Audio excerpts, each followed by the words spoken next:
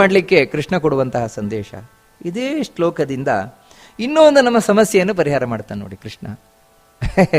ಏನಂತ ಹೇಳಿದ್ರೆ, ಅಲ್ಲ ಕೃಷ್ಣ, ಹಿಂದೆ ಒಂದು ಮಾತು ಹೇಳಿದ್ಯಾ ನೀನು, ಈ ಆತ್ಮ ನಾವೆಲ್ಲರೂ ಕೂಡ ಯಾವತ್ತೂ ಇರುವಂಥವರು ಅಂತ. ಇನ್ನು ಕೋಟಿ ಕೋಟಿ ವರ್ಷ ಹೋದರೂ ಇರ್ತೇವೆ ನಾವು, ಹಿಂದೆ ಕೋಟಿ ಕೋಟಿ ವರ್ಷಗಳ ಕಾಲ ಇದ್ವು ಅಂತ. ನಾವಿದ್ದು ಅಂತ ಹೇಳಿದ್ರೆ ಬರೀ ನಾವು ಮಾತ್ರ ಇದ್ದದ? ಕಾರಣ ಏನಂತ ಹೇಳಿದ್ರೆ, ಇವಾಗ ನಾನು ಮಾತ್ರ ಇದ್ದೆ, ಬೇರೆ ಯಾರಿಲ್ಲ ಅಂತ ಹೇಳಿದ ಪಕ್ಷದಲ್ಲಿ ನನ್ನ ಪಾಡಿ ನಾನು ಸ್ವತಂತ್ರವಾಗಿರ್ಬೋದಿತ್ತಲ್ವಾ? ಸ್ವತಂತ್ರವಾಗಿಲ್ವಲ್ಲ, ಇವತ್ತು ನಾವು ಸ್ವತಂತ್ರವಾಗಿಲ್ವಲ್ಲ. ಬೇಕಾದಾಗ ಬದುಕಲಿಕ್ಕಾಗೋಲ್ಲ, ಬೇಕಾದಾಗ ಸಾಯ್ಲಿಕ್ಕಾಗೋಲ್ಲ, ಬೇಕಾದಾಗ ಹುಟ್ಲಿಕ್ಕಾಗೋಲ್ಲ, ಬೇಕಾಗಿದ್ದನ್ನು ಪಡೀಲಿಕ್ಕಾಗೋಲ್ಲ. ಈ ರೀತಿ ಎಲ್ಲ ಒದ್ದಾಡ್ತಾ ಇದ್ದೇವಲ್ವಾ? ಯಾಕೆ ಆ ರೀತಿ ಆಗ್ತಾ ಇದೆ ಅಂದರೆ, ಅದಕ್ಕೆ ಕೃಷ್ಣ ಬಹಳ ಸುಂದರವಾದ ಉತ್ತರವನ್ನು ಕೊಡ್ತಾನೆ. ನಾಸತೋ ವಿದ್ಯತೆ ಭಾವೋ ನಾಭಾವೋ ವಿದ್ಯತೆ ಸತಃ. ನೋಡ ಅರ್ಜುನ, ಈ ಜೀವ ಇದ್ದಾನಲ್ವ, ಜೀವ ಅನಾದಿ ಕಾಲದಿಂದ ಇದ್ದಾನೆ, ನಿತ್ಯವಾಗಿದ್ದಾನೆ, ಹಿಂದಿನಿಂದಲೂ ನಿತ್ಯವಾಗಿದ್ದಾನೆ. ಹೇಗಿದ್ದಾನೆ ಅಂತ ಹೇಳಿದ್ರೆ, ಇವನು ಹೀಗೆ ಕಷ್ಟಪಟ್ಟುಕೊಂಡೇ ಇದ್ದಾನೆ, ಮುಂದೆ ಈ ರೀತಿ ಕಷ್ಟಪಟ್ಟುಕೊಂಡೇ ಹೋಗ್ತಾ ಇರ್ತಾನೆ. ಅಲ್ಲ, ಈ ಕಷ್ಟಪಡ್ತಾ ಇರಲಿ ಕಾರಣ ಏನೇ ಇವನಿಗೆ ಅಂತ ಹೇಳಿದ್ರೆ, ನೋಡಿ, ಈ ಜೀವನೊಟ್ಟಿಗೆ ಇನ್ನು ಎರಡು ವಸ್ತುಗಳಿದೆ. ಏನು ಅಂತ ಹೇಳಿದ್ರೆ, ಒಂದು ನಾಸತೋ ವಿದ್ಯತೆ ಭಾವ, ಅಸತ್. ಅಸತ್ ಅಂತ ಹೇಳಿದ್ರೆ ಏನಂದ್ರೆ, ಪ್ರಕೃತಿಗೆ ಅಸತ್ ಅಂತ ಕರೀತಾರೆ ನೋಡಿ ಶಾಸ್ತ್ರಗಳಲ್ಲಿ. ಪ್ರಕೃತಿ, ನಮ್ಮನ್ನು ಬಂಧಿಸಿರುವಂತಹ ಪ್ರಕೃತಿ, ಅದು ಯಾವತ್ತೂ ಇವನೊಟ್ಟಿಗಿದೆ. ಅದಕ್ಕೆ ಲಿಂಗದೇಹ ಅಂತ ಶಾಸ್ತ್ರದಲ್ಲಿ ಕರೀತಾರೆ. ಅದು ಯಾವತ್ತೂ ಇವನೊಟ್ಟಿಗೆ ಇದೆ. ಅದಕ್ಕಾಗಿಯೇ ಇವನಿಲ್ಲಿ ಕಷ್ಟಪಡ್ತಾ ಇದ್ದಾನೆ. ನಾವು ಬೆಳೆಸಿದ್ದು ನಮಗಾಗ್ತಾ ಇಲ್ಲ, ಯಾಕಂದ್ರೆ ಅವನೊಟ್ಟಿಗೆ ಆ ಪ್ರಕೃತಿ ಇವನನ್ನು ಕಟ್ಟಿ ಹಾಕಿದೆ. ಹಾಗೇನೆ ಕಟ್ಟಿ ಹಾಕಿದೆ ಅಂದ್ರೆ ತನ್ನಷ್ಟಕ್ಕೆ, ಯಾಕಂದ್ರೆ ಅದು ಜಡ, ಅದರಿಂದ ಕಟ್ಟಿ ಹಾಕಿದವನು ಯಾರು ಅಂದ್ರೆ ಪುರುಷ. ನಾಭಾವೋ ವಿದ್ಯತೆ ಸತಃ ಅಂತ. ಭಾವ ಅಂತ ಹೇಳಿದ್ರೆ ಸತಃ, ಸತ್ ಅಂತ ಹೇಳಿದ್ರೆ ಭಗವಂತ. ಆ ಭಗವಂತ ಯಾವತ್ತೂ ಇಲ್ಲ ಅಂತಿಲ್ಲ, ಯಾವತ್ತೂ ಭಗವಂತ ಇದ್ದೇ ಇರ್ತಾನೆ. ಆ ಹಗ್ಗ ಏನಿದೆ, ಪ್ರಕೃತಿ ಎಂಬ ಹಗ್ಗದಿಂದ ನಮ್ಮನ್ನ ಕಟ್ಟಿ ಹಾಕ್ತಾನೇ ಇದ್ದಾನೆ. ಕಟ್ಟಿ ಹಾಕ್ಲಿಕ್ಕೆ ಹಗ್ಗ ಬೇಕಲ್ವಾ? ಆ ಹಗ್ಗವೂ ಯಾವತ್ತಿಂದಲೂ ಇದೆ. ಆ ಭಗವಂತನು ಯಾವತ್ತಿಂದಲೂ ಇದ್ದೇ ಇದ್ದಾನೆ. ನಮ್ಮ ಹಾಗೆ ಅವು ಎರಡೂ ನಿತ್ಯವೇ.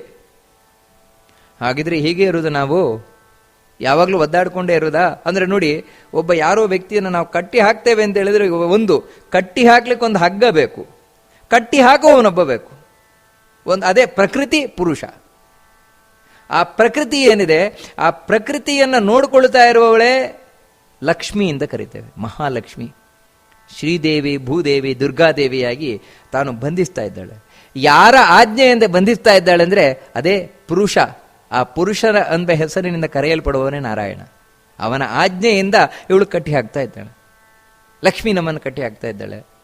ಅಲ್ಲ, ಇನ್ನು ಕೋಟಿ ಕೋಟಿ ವರ್ಷ ಆದ್ರೆ ಹಾಗೆ ಇರ್ತೇವಾ? ಇಲ್ಲ.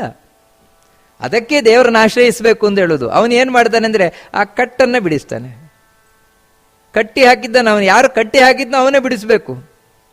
ಅದರಿಂದಾಗಿ ಈ ಮೂರು ಯಾವತ್ತೂ ಇರುವಂತಹದ್ದೇ. ದೇವರಿಗೆ ಇಚ್ಛೆ ಮಾಡಿದ್ರೆ ನಮಗೆ ಬಿಡಿಸಿದ, ನನ್ನ ಪಾಲಿಗೆ ಹೋಯ್ತು, ಆದ್ರೆ ಇನ್ನೊಬ್ರು ಪಾಲಿಗೆ ಇದ್ದೇ ಇದೆಯಲ್ವಾ? ಇದು ಉಭಯೋರಪಿ ದೃಷ್ಟೋ ಅಂತ ಸ್ತನಯೋ ತತ್ವದರ್ಶಿಭಿ. ಈ ಎರಡೂ ನಿತ್ಯವಾಗಿರುವಂತಹದ್ದು ಅಂತ ಇದನ್ನು ಜ್ಞಾನಿಗಳು ಕಂಡುಕೊಂಡಿದ್ದಾರೆ.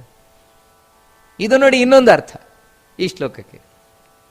ಇದಾದ್ಮೇಲೆ ಮುಂದಿನ ಸಮಸ್ಯೆ ಏನು ಬರುವುದು ಅಂತ ಹೇಳಿದ್ರೆ, ಕೃಷ್ಣ ನೀನೇನು ಹೇಳಿದೆ, ಅಲ್ಲ ಜೀವ ನಾವೆಲ್ಲರೂ ಕೂಡ ಯಾವತ್ತೂ ಇರುವಂಥವರು, ನಿತ್ಯವಾಗಿರುವಂಥವರು ಅಂತ.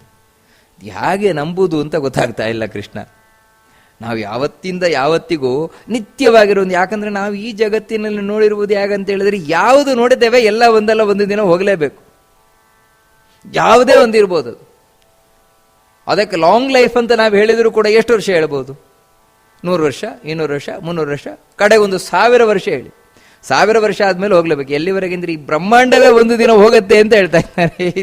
ಜಗತ್ತೇ ಹೋಗುತ್ತೆ ಅಂದ್ರೆ ಇನ್ಯಾವುದು ಕೃಷ್ಣ ಪರ್ಮನೆಂಟ್ ಆಗಿರ್ತದೆ? ಆಗಿರ್ಬೇಕಾದ್ರೆ ನಾನು ನಿತ್ಯ, ನೀನು ನಿತ್ಯ, ಎಲ್ಲರೂ ನಿತ್ಯ ಅಂತ ಹೇಳಿದ್ರೆ ಇದು ಹೇಗೆ ಕೃಷ್ಣ ನಂಬುದು? ಅಂದ್ರೆ ಅದಕ್ಕೆ ಕೃಷ್ಣ ಒಂದು ಒಳ್ಳೆ ಮಾತನ್ನ ಹೇಳ್ತಾನೆ. ಅವಿನಾಶಿತು ತದ್ವಿದ್ಧಿ ಯೇನ ಸರ್ವಮಿದಂ ತತಂ ವಿನಾಶಮವ್ಯಯಸ್ಯಾಸ್ಯ ನ ಕಶ್ಚಿತ್ ಕರ್ತುಮರ್ಹಸಿ.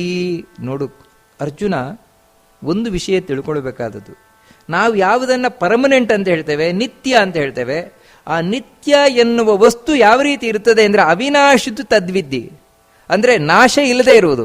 ಯಾವತ್ತೂ ಇರಬೇಕು ಅಂದರೆ ಅದಕ್ಕೆ ನಾಶ ಆಗಬಾರ್ದಲ್ವಾ. ನಾಶ ಆಗದ ವಸ್ತು ಯಾವುದು ಅಂದರೆ ಏನ ಸರ್ವಮಿದಂ ತತಂ. ಈ ಜಗತ್ತು ಯಾವುದರಿಂದ ವ್ಯಾಪಿಸಿಕೊಂಡಿದೆಯೋ, ಅಂದರೆ ವ್ಯಾಪಿಸಿಕೊಳ್ಳುವುದು ಅಂತ ಹೇಳಿದ್ರೆ ಏನು ಅಂದರೆ ದೇಶತಃ ಅಂತ, ದೇಶ ಎಲ್ಲ ಜಾಗದಲ್ಲೂ ಇರುವಂಥದ್ದು. ಆ ರೀತಿ ವ್ಯಾಪಿಸಿಕೊಳ್ಳಿಕ್ಕೆ ಸಾಧ್ಯ ಉಂಟು, ಎಲ್ಲ ಜಾಗದಲ್ಲೂ ಇರುವುದು. ಎರಡನೇದೇನು ಅಂದರೆ ಎಲ್ಲ ಕಾಲದಲ್ಲೂ ಇರುವುದು. ಈ ಕಾಲದಲ್ಲಿ ಇಲ್ಲ ಅಂತ ಹೇಳಿಕ್ಕೆ ಬರೋಲ್ಲ. 1,00,000 ವರ್ಷದ ಹಿಂದೆ ಇದ್ರು, ಅದಕ್ಕಿಂತ ಹಿಂದೆ ಇದ್ರು, ಅದಕ್ಕಿಂತ ಇದೇ ಇದ್ರು, ಅದರ ಮುಂದೆ ಇರ್ತಾರೆ ನೋಡಿ. ಈ ರೀತಿ ಎಲ್ಲ ಕಾಲದಲ್ಲೂ ಇರುವುದು. ಮುಂದಿನದೇನು ಅಂದರೆ ಇನ್ನೊಂದು ರೀತಿ ಉಂಟು ವ್ಯಾಪಿಸಿಕೊಳ್ಳುವಿಕೆ. ಏನೇನು ಒಳ್ಳೆ ಗುಣ ಇದೆ, ಆ ಎಲ್ಲ ಒಳ್ಳೆ ಗುಣಗಳು ಅವನಲ್ಲಿರುವಂಥದ್ದು. ಈ ರೀತಿ 3 ವಿಧವಾಗಿ ವ್ಯಾಪಿಸಿಕೊಳ್ಳುವಂಥದ್ದಿದೆ. ವಾಸ್ತವಿಕವಾಗಿ ಇವಾಗ ನಾನು, ನೀವು ಎಲ್ಲ ಜೀವರು, ನಾವು ನಿತ್ಯ ಅಂತ ಹೇಳ್ತೇವೆ. ನಿತ್ಯ ಅಂತ ಹೇಳಲಿಕ್ಕೆ ನಾವು ನಾಶರಹಿತರು, ಯಾವತ್ತೂ ನಾಶವಾಗದೇ ಇರೋರು. ಕಾರಣ ಏನು ಅಂತ ಹೇಳಿದ್ರೆ ನಾವು ವ್ಯಾಪಿಸಿಕೊಂಡಿದ್ದೇವೆ ಎಲ್ಲ ಕಾಲದಲ್ಲಿಯೂ ಕೂಡ. ಎಲ್ಲ ಕಾಲದಲ್ಲಿ ಅಂದರೆ ಇಲ್ಲಿವರೆಗೆ ಎಷ್ಟು ಕಾಲ ಆಗೋಗಿದೆ ಅಷ್ಟು ಕಾಲದಲ್ಲೂ ನಾವಿದ್ದು, ಕೋಟಿ ಕೋಟಿ ಕೋಟಿ ಕೋಟಿ ವರ್ಷಗಳಿಂದಲೂ ಕೂಡ ನಾವಿದ್ದೇವೆ. ಮುಂದೆ ಕೋಟಿ ಕೋಟಿ ವರ್ಷಗಳಿಂದಲೂ ನಾವಿರ್ತೇವೆ, ವರ್ಷಗಳಲ್ಲಿ ಇದ್ದೇ ಇರ್ತೇವೆ. ಅದರಿಂದಾಗಿ ನಾವು ನಾಶ ಇಲ್ಲದೆ ಇರುವಂಥವ್ರು ಅಂತ ಹೇಳುವಂಥದ್ದು. ನಿಜವಾಗಿ ನೋಡಿ, ನಾಶ ಇಲ್ಲದೇ ಇರುವವನು ಯಾರು ಅಂತ ಹೇಳಿದ್ರೆ ದೇವರೇ. ಯಾಕಂತ ಹೇಳಿದ್ರೆ ನಮಗೆ ನಾಶ ಇಲ್ಲದವರು ಅಂತ ಹೇಳಿದ್ರು ಕೂಡ ನಾಶ ಅಂತಿದೆಯಲ್ವ 4 ವಿಧವಾಗಿದೆಯಂತೆ ನೋಡಿ. ಅನಿತ್ಯತ್ವಂ, ದೇಹಹಾನಿ, ದುಃಖ ಪ್ರಾಪ್ತಿರ್ ಅಪೂರ್ಣತ, ನಾಶ ಚತುರ್ವಿಧ ಪ್ರೋಕ್ತ ಅಂತ. ಒಂದೇನಂತ ಹೇಳಿದ್ರೆ ಅನಿತ್ಯತ್ವ. ನಮಗಿವತ್ತು ನಾಶ ಅಂತ ಹೇಳ್ತೇವೆ. ನಾಶ ಅಂತ ಹೇಳಿದ್ರೆ ಏನಂದ್ರೆ ಜೀವ ಬಿಡುವುದು, ಅಂದರೆ ದೇಹವನ್ನು ಬಿಡುವುದು. ಈ ದೇಹ ಬಿಡುವುದು, ಇನ್ನೊಂದು ದೇಹ ಪಡೆಯುವುದು, ಆ ದೇಹ ಬಿಡುವುದು, ಇನ್ನೊಂದು ಈ ದೇಹ ಪಡೆಯುವುದು. ಈ ರೀತಿ ಇದು ಒಂದು ರೀತಿಯ ನಾಶ. ಅನಿತ್ಯತ್ವಂ, ದೇಹಹಾನಿ ಅಂದರೆ ದೇಹವನ್ನು ಬಿಡುವಂಥದ್ದು, ಇದು ಒಂದಾಯ್ತಲ್ವ. ಇನ್ನು ಅನಿತ್ಯತ್ವ ಅಂತ ಹೇಳಿದ್ರೆ ಇಲ್ವೇ ಇಲ್ಲ ಅಂತ, ಒಂದು ದಿನ ಇಲ್ವೇ ಇಲ್ಲ ಅಂತ ಆಗುದು. ಆ ರೀತಿ ನಮಗಿಲ್ಲ. ನಾವೇನೆಂದರೆ ಯಾವಾಗಲೂ ಇರ್ತೇವೆ ನಾವು, ಅದಕ್ಕಾಗಿ ನಾವು ನಿತ್ಯ. ಇನ್ನೊಂದು ರೀತಿ ನಾಶ ಇದೆ, ಏನಂದ್ರೆ ದುಃಖ ಬರುವುದು. ದುಃಖ ಬರುವುದು ಕೂಡ ಮನುಷ್ಯನಿಗೆ ಒಂದು ರೀತಿ ಸಾವಿಗೆ ಸಮಾನ, ನಾಶಕ್ಕೆ ಸಮಾನ. ಮತ್ತೊಂದೇನೆಂದರೆ ಅಪೂರ್ಣತ, ಯಾವುದರಲ್ಲೂ ಪರ್ಫೆಕ್ಷನ್ ಇಲ್ಲ, ಎಲ್ಲ ಅರ್ಧಂಬರ್ಧ. ಇದು ಒಂದು ರೀತಿ ನಾಶ. ಈ ರೀತಿ 4 ವಿಧವಾದ ನಾಶ. ಈ 4 ನಾಶ ಇಲ್ಲದೆ ಇರುವವನು ಅಂದರೆ ದೇವರೊಬ್ಬನೇ ನೋಡಿ. ಇದು ದೇವರ ಗ್ರೇಟ್ನೆಸ್. ನಾವು ಯಾಕೆ ದೇವರನ್ನ ದೇವರಿಂದ ಕರಿತೇವೆ ಅಂತ ಹೇಳಿದ್ರೆ, ದೇವರು ನಿತ್ಯನಾದವ, ಯಾವಾಗಲೂ ದೇವರಿದ್ದೇ ಇರ್ತಾನೆ. ಅದು ಹೇಗಿರ್ತಾನೆ ಅಂದರೆ ನಮ್ಮ ಹಾಗಲ್ಲ. ನಮಗೆ ಈ ದೇಹ ಆದರೂ ಬಿದ್ದು ಹೋಗ್ತದೆ, ದೇವರಿಗೆ ದೇಹ ಬಿದ್ದು ಹೋಗುವುದೇ ಇಲ್ಲ. ಬಿದ್ದು ಹೋಗುವ ದೇವರಿಗೆ ಬರುವುದೇ ಇಲ್ಲ. ಅವನು ವೈಕುಂಠದಲ್ಲಿ ಹೇಗಿರ್ತಾನೆ, ಕೃಷ್ಣನಾಗಿ ಬಂದಾಗಲೂ ಹಾಗೆ ಕಾಣಿಸ್ಕೊಳ್ತಾನೆ ಹೊರತು ಅವನು ಬರೀ ಕಾಣಿಸಿಕೊಳ್ಳುವುದು ಹೊರತು ನಮ್ಮ ಹಾಗೆ ದೇಹ ಪಡೆದು ಬರುವುದಲ್ಲ ದೇವರು. ಮತ್ತೇನೆಂದರೆ ದುಃಖ ಯಾವತ್ತಿಂದ ಯಾವತ್ತಿಯೂ ದೇವರಿಗೆ ಬರುವುದಿಲ್ಲ. ಇನ್ನು ಅಪೂರ್ಣತ, ಅರ್ಧಂಬರ್ಧ ಅನ್ನೋದು ದೇವರಲ್ಲಿ ಇಲ್ವೇ ಇಲ್ಲ. ಅವನು ಎಲ್ಲದರಲ್ಲೂ ಪರ್ಫೆಕ್ಟ್. ಅವನು ದೇವರು 100% ಪರ್ಫೆಕ್ಟ್ ದೇವರು. ಅದಕ್ಕೆ ಅವನನ್ನು ದೇವರನ್ನು ಕರೋದು, ಪೂರ್ಣನಾಗಿರುವನು. ಅದರಿಂದಾಗಿ ನೋಡಿ, ಅವನು ಎಲ್ಲ ದೇಶದಲ್ಲಿ ವ್ಯಾಪಿಸಿಕೊಂಡು ಕೂತಿದ್ದಾನೆ ದೇವರು. ಅಣುರೇಣು ತೃಣ ಕಾಷ್ಠ ಪರಿಪೂರ್ಣ ಗೋವಿಂದ. ಅವನಿಲ್ಲದ ಜಾಗವೇ ಇಲ್ಲ, ಅವನಿಲ್ಲದ ಕಾಲವೇ ಇಲ್ಲ, ಹಾಗೆ ಅವನಲ್ಲಿಲ್ಲದ ಗುಣವೇ ಇಲ್ಲ. ನಾವು ಯಾವುದು ಒಳ್ಳೆ ಗುಣ ಅಂತ ಹೇಳ್ತೇವೆ ಅದು ದೇವರಲ್ಲೇ ಇರುವುದು. ದೇವರಲ್ಲಿರುವುದೇ ಒಳ್ಳೆ ಗುಣ, ದೇವರಲ್ಲಿ ಇಲ್ವಾ ಅದು ಒಳ್ಳೆ ಗುಣ ಅಲ್ಲ, ಅದು ಕೆಟ್ಟ ಗುಣ. ಈ ರೀತಿ ನೋಡಿ, ಯಾವುದು ವ್ಯಾಪಿಸಿಕೊಂಡಿದೆಯೋ ಅದು ನಿತ್ಯವಾಗಿದೆ ಅನ್ನುವಂಥದ್ದು ನಿಯಮ ಅಲ್ಲ. ಒಂದೊಮ್ಮೆ ಈ ಜೀವನನ್ನ ಯಾರಾದ್ರೂ ಶಾಪ ಕೊಟ್ಟುಬಿಟ್ರೆ, ನೀನು ಸತ್ತೇ ಹೋಗ್ಬಿಡು ಅಂತ ಜೀವ ಸಾಯ್ತಾನ? ವಿನಾಶಮವ್ಯಯಸ್ಯಾಸ್ಯ ನ ಕಶ್ಚಿತ್ ಕರ್ತುಮರ್ಹಸಿ. ಆಗುವುದಿಲ್ಲ. ಯಾಕಂತ ಹೇಳಿದ್ರೆ ಇವನ ಸ್ವಭಾವವೆಂತದ್ದಯ್ಯ. ಬೆಂಕಿ, ಯಾರಾದ್ರೂ ಶಾಪ ಕೊಟ್ಟು ಬೆಂಕಿಯನ್ನ ನೀನು ಕೋಲ್ಡ್ ಆಗಿಬಿಡು ಅಂತ ಶಾಪ ಕೊಟ್ಟರೆ ಆಗತ್ತಾ? ಆಗೋಲ್ಲ. ಅದರ ಸ್ವಭಾವವೇ ಅಂತದ್ದು. ಬೆಂಕಿಯ ಸ್ವಭಾವವೇ ಉರಿಯುವಂತಹದ್ದು, ಎಲ್ಲವನ್ನು ಸುಡುವಂಥದ್ದು. ಅದನ್ನು ಚೇಂಜ್ ಮಾಡಲಿಕ್ಕೆ ಯಾರ ಕೈಲಿ ಆಗೋಲ್ಲ. ಹಾಗೆಯೇ ಈ ಜೀವ, ನಾನು, ನೀವು ಎಲ್ಲ ಇದ್ದೇವೆ, ನಿತ್ಯವಾಗಿರುವುದೇ ನಮ್ಮ ಸ್ವಭಾವ, ಅದು ನಮ್ಮ ನೇಚರ್. ಅದನ್ನು ಯಾರಿಗೂ ಬದಲಾವಣೆ ಮಾಡ್ಲಿಕ್ಕೆ ಆಗೋಲ್ಲ. ಶಾಪ ಕೊಟ್ಟರು ಆಗೋಲ್ಲ. ಶಾಪ ಕೊಟ್ಟು ಬೇಕಿದ್ರೆ ಈ ದೇಹದಿಂದ ನಮ್ಮನ್ನು ಬೇರೆ ಮಾಡಬಹುದು ಹೊರತು ಜೀವನನ್ನು ಕೊಲ್ಲಿಕ್ಕಾಗೋಲ್ಲ. ನೀನು ಸತ್ತೇ ಹೋಗು ಅಂತ ಯಾರಾದ್ರೂ ಋಷಿಗಳು ಶಾಪ ಕೊಟ್ಟರು, ಸತ್ತೋದ ಅಂತ ಹೇಳಿದ್ರೆ ನನ್ನ ದೇಹ ಬಿಟ್ಟೋದ ಅಷ್ಟೇ, ಆಮೇಲೂ ಇದ್ದೇ ಇದ್ದ ನಾವು, ಯಾರಿಗೇನು ಮಾಡ್ಲಿಕ್ಕೆ ಆಗೋದಲ್ಲ ಅಂತ ಬಹಳ ಸ್ಪಷ್ಟವಾಗಿ ಹೇಳ್ತಾನೆ. ಇಷ್ಟೆಲ್ಲ ವಿಷಯವನ್ನು ತಿಳಿಸ್ತಾ ಇರುವುದು ಯಾವುದು ಅಂತ ಹೇಳಿದ್ರೆ ಭಗವದ್ಗೀತೆ. ಈ ಭಗವದ್ಗೀತೆಗೂ ಮೂಲವಾಗಿರುವುದು ಯಾವುದು ಅಂದರೆ ವೇದಗಳು. ಆ ವೇದಗಳೂ ಕೂಡ ನಿತ್ಯ ಅಂತ ಕೃಷ್ಣ ಹೇಳ್ತಾನೆ. ಅವಿನಾಶಿತು ತದ್ವಿಧಿ ಏನ ಸರ್ವಮಿದಂ ತತಂ.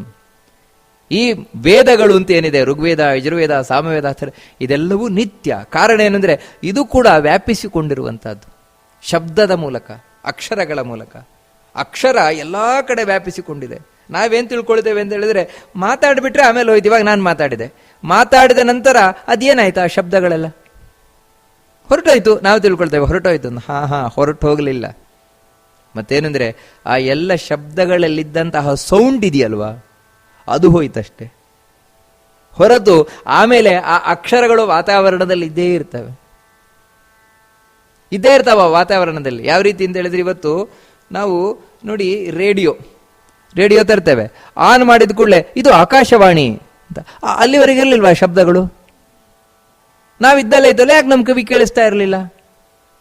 ಶಬ್ದ ಇದೆ, ಆದರೆ ಯಾಕೆ ಕಿವಿ ಕೇಳಿಸ್ತಾ ಇಲ್ಲ ಅಂತ ಹೇಳಿದ್ರೆ ಅದನ್ನು ಪಡೆಯಲಿಕ್ಕೆ ಬೇಕಾದ ಇನ್ಸ್ಟ್ರೂಮೆಂಟ್ ನಮ್ಮ ಹತ್ರ ಇರಲಿಲ್ಲ. ನೋಡಿ, ಹಾಗೇನೆ ಇವತ್ತಿಗೂ ಕುರುಕ್ಷೇತ್ರದಲ್ಲಿ ಅವತ್ತು ಕೃಷ್ಣ ಉಪದೇಶ ಮಾಡಿದ ಭಗವದ್ಗೀತೆಯ ಶಬ್ದಗಳು ಇವತ್ತು ಇದೆ. ಆದ್ರೇನೆಂದ್ರೆ ಅದನ್ನು ಪಡೀಲಿಕ್ಕೆ ಬೇಕಾದಂತಹ ಇನ್ಸ್ಟ್ರೂಮೆಂಟ್ ನಮ್ಮ ಹತ್ರ ಇಲ್ಲ. ಕೇಳಲಿಕ್ಕೆ ಬೇಕಾದ ಇನ್ಸ್ಟ್ರೂಮೆಂಟ್ ನಮ್ಮ ಹತ್ರ ಇಲ್ಲ. ಯಾವ ರೀತಿ ಒಂದು ರೇಡಿಯೋ ಇದ್ದ ಹಾಗೆ ಅದಿಲ್ಲ ಅಷ್ಟೇ, ಒಂದು ಮೊಬೈಲ್ ಇದ್ದ ಹಾಗೆ ನಮ್ಮ ಹತ್ರ ಇಲ್ಲ ಅಷ್ಟೇ. ನೋಡಿ, ಮೊಬೈಲಲ್ಲಿ ಸಿಗ್ನಲ್ ಎಲ್ಲ ಕಡೆ ಇದೆ.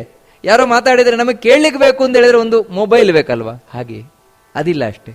ಹಾಗೆಯೇ ವೇದದ ಅಕ್ಷರಗಳೇನಿದೆ ಎಲ್ಲ ಕಡೆ ವ್ಯಾಪಿಸಿಕೊಂಡು ಕೂತಿದೆ. ಅದರಿಂದಾಗಿಯೇ ವೇದ ನಿತ್ಯ. ಯಾಕಂದ್ರೆ ವೇದವನ್ನು ಯಾರು ರಚನೆ ಮಾಡಿದ್ದಲ್ಲ. ಈ ಭ್ರಮೆ ನಮ್ಮಲ್ಲಿ ಹುಟ್ಟಿಕೊಂಡದ್ದು ಯಾವಾಗ ಅಂತ ಹೇಳಿದ್ರೆ ಬ್ರಿಟಿಷರ ಆಕ್ರಮಣ ಆದಮೇಲೆ.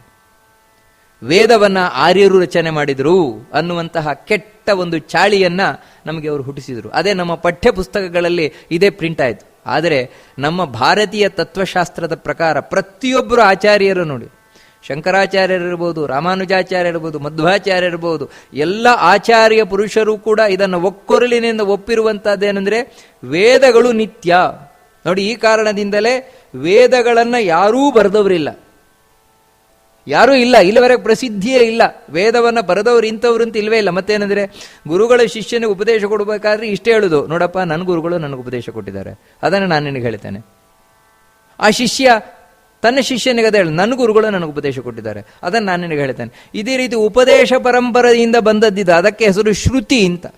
ಕೇಳಿ ಕೇಳಿ ಕೇಳಿ ಬಂದದ್ದು, ಪುಸ್ತಕದಲ್ಲಿ ಬರೆದು ಬಂದದ್ದಲ್ಲ. ಅದು ಇತ್ತೀಚೆಗೆ ಪ್ರಿಂಟ್ ಆಗ್ಲಿಕ್ಕೆ ಶುರುವಾದದ್ದು ಅಲ್ಲ. ಮೊದಲು ಹಾಗಿದ್ರೆ ಜಗತ್ತು ಸೃಷ್ಟಿಯಾಗುವುದಕ್ಕಿಂತ ಮುಂಚೆ ವೇದ ಇತ್ತ ಅಂತ ಕೇಳಿದ್ರೆ ಹೌದು. ಆಗಲೂ ಭಗವಂತ ತನ್ನ ಬಾಯಲ್ಲಿ ಸದಾ ವೇದವನ್ನೇ ಹೇಳ್ತಾ ಇರ್ತಾನೆ.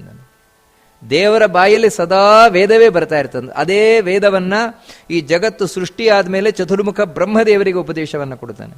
ಚತುರ್ಮುಖ ಬ್ರಹ್ಮದೇವರು ತಮ್ಮ ಮಕ್ಕಳಾದ ಋಷಿಗಳಿಗೆ ಉಪದೇಶ ಕೊಡ್ತಾರೆ. ಆ ಋಷಿ ಪರಂಪರೆಯಲ್ಲೇ ಹರಿದು ಬಂದು ನಮ್ಮ ತನಕ ಬಂದದ್ದು ಈ ವೇದಗಳು.